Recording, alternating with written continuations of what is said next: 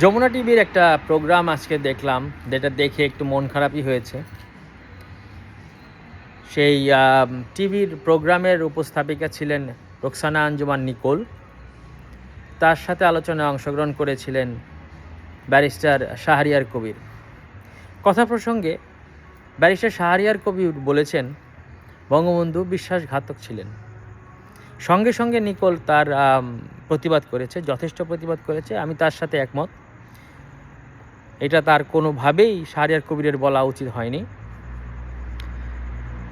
সেই কথা প্রসঙ্গে আবার নিকোল বলেছেন, আমার সেটে এসে আপনি এভাবে বঙ্গবন্ধুকে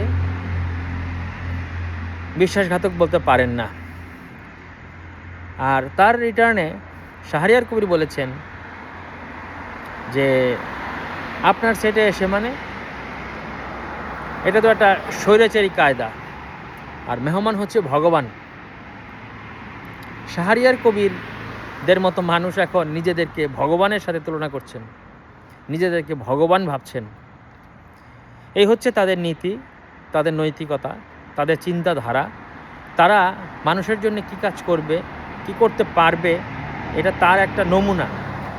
সো আশা করব সামনের ইলেকশনে জনগণ দাঁত ভাঙা জবাব দেবে এইসব উল্টাপাল্টা কথা বলা লোকজনদের, উল্টাপাল্টা চিন্তা করা লোকজনদের।